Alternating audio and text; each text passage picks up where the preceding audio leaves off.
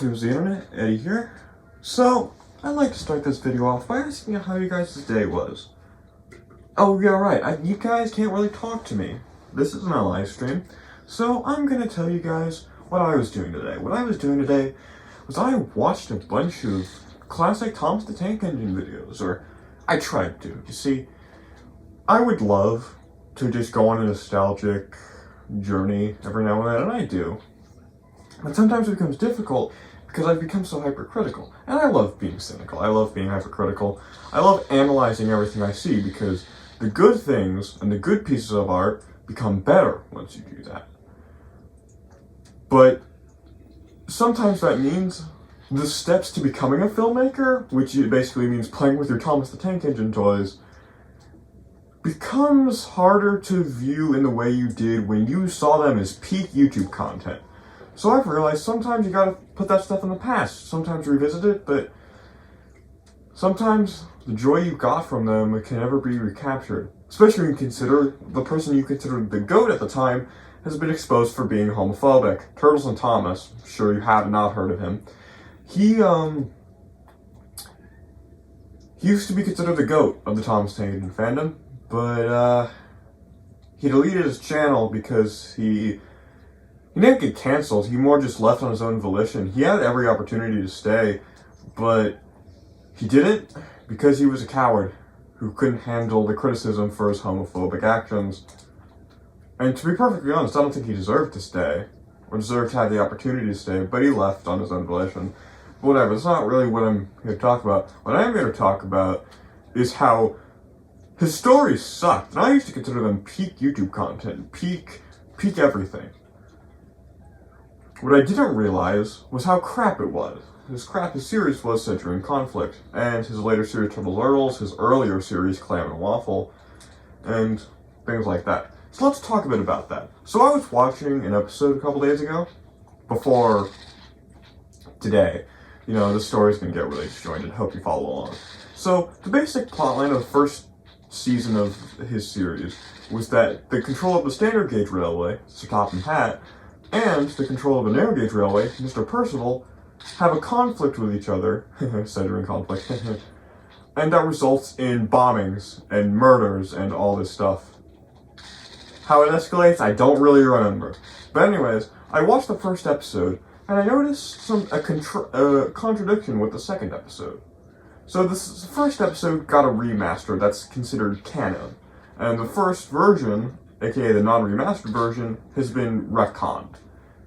The reason that's a problem is that when I watched the remastered version and then the second episode mentioned a shooting on the narrow gauge railway. And I was like, wait, what? What's that about? And then I remembered that's a part of the original episode that got cut out of the main one, or the new one. Which is a problem, considering that event and that shooting was crucial to the events of the series and was the starter of the conflict, but it was cut out. And the reason it was cut out is because that particular character that did the shooting had no relevance to the story anymore, and considering the episodes were scripted as they were being released, was kind of just forgotten about. But it's a problem because the main crutches of the story don't exist anymore. But they do, because it was referenced in the second episode, so it's like, okay, so is the first version canon? Well, no, because because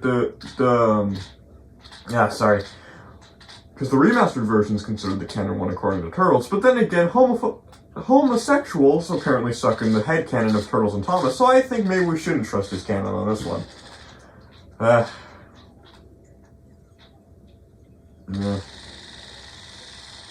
That's certainly something. Hope you followed along with that, by the way. By the way, I think we should address something that's been going on with me recently, and a mistake on my part, that what didn't happen 5 years ago and has since been, I don't know, repented? I don't know what that actually means. Anyway, a while ago I rebranded my channel to Physiologic Studios or something like that. I don't know, Physiologic Films, yeah, that's what it was. And the reason I did that, well, I'm not going to go much into the reason I did that, but pretty much, I make a lot of stupid decisions, which never changes, you know? You never stop making stupid decisions. including the stupid decision to consider Turtles and Thomas peak Thomas the Tank Engine content. I'm gonna stop. But yeah, that rebrand, short-lived, and I'm never returning to that rebrand. I think the main reason I did that was just because I got burnt out on Eddy Plays, honestly, and I wanted to focus on my main projects, which I'm still planning on doing to an extent, but I just gotta remember, just, if I feel burnt out, don't act like it's the end of it, just take a break, you know? I gotta remember to do that. And it's sometimes difficult to remember, because as much as I love this series, it can get tiring sometimes. Also, I should also mention, as a result of that phase, I deleted footage from Eddy Plays Undertale, and thus, that and Hollow Knight, and basically all the Let's Plays are cancelled. And I'm really, really sorry about that. It was a dumb decision, I know.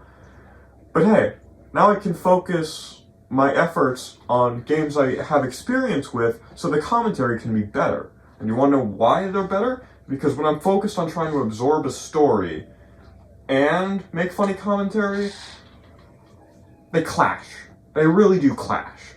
And I didn't really like that, so I think it's actually a happy upset. It's not bittersweet, it's bitter. It's just bitter. It's just bitter. That's all it is, just bitter. But what I will say is that, you know, the new videos will be better because of it, you know, and I can promise you that. I promise you that these new videos will be better, and I will put my best foot forward with them.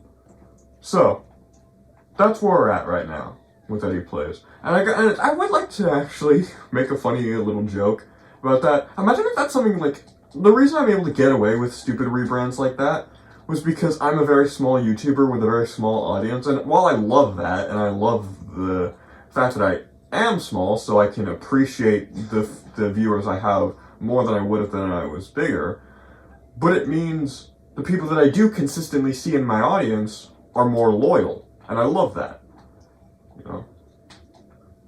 It means they're more loyal because, you know, also I'm able to be loyal to them, right? And I'm able to interact with them more and stuff. It's a great thing. I genuinely do love being a small YouTuber, but imagine if a big YouTuber did a really stupid rebrand for like a couple days. Like imagine if Jacksepticeye said, "Hey guys, I'm Jacksepticeye." That's a terrible Irish accent, hold on. I did an Irish accent as a voice hacking role recently, so I don't know what that was. Top of the morning to you laddies, my name is not Jacksepticeye, I'm rebranding to Ratchet and Clank Astro Bot. That's what I'm rebranding as. And then like 2 days later, it's like, sorry guys. It's gonna be really funny.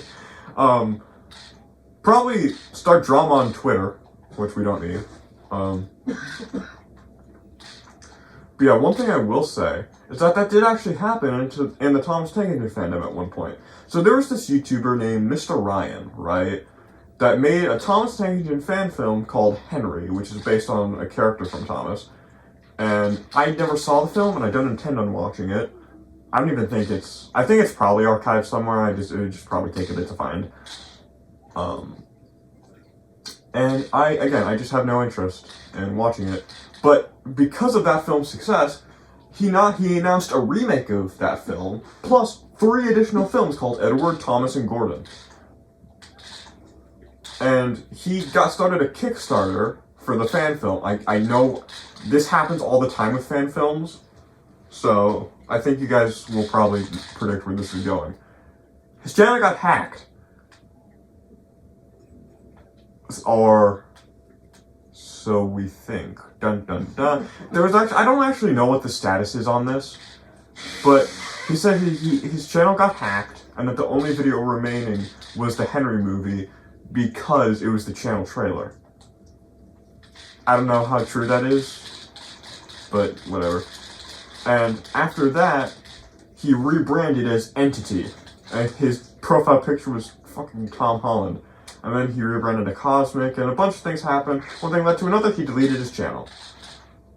I don't even know what the status is on him, I just thought it'd be a funny thing to bring up because it's actually relevant. But yeah. He actually did a really, honestly not very good series called Thomas Memes, where it was just a bunch of memes about Thomas Tank Engine. But then he started integrating a bunch of his bias into the series about like his own opinions, like he's like, oh, Legend, like he made a bunch of memes about how Legend Lost Treasure is like the greatest Thomas film, which it is not. It's not bad at all. So yeah, that was unfortunate. So the series kind of got insufferable after a little bit. So yeah, and actually I've made a couple Thomas memes, so I've been thinking about turning them into a video at some point. I'm not 100% sure. Maybe that'd be its own little channel. I'm not sure.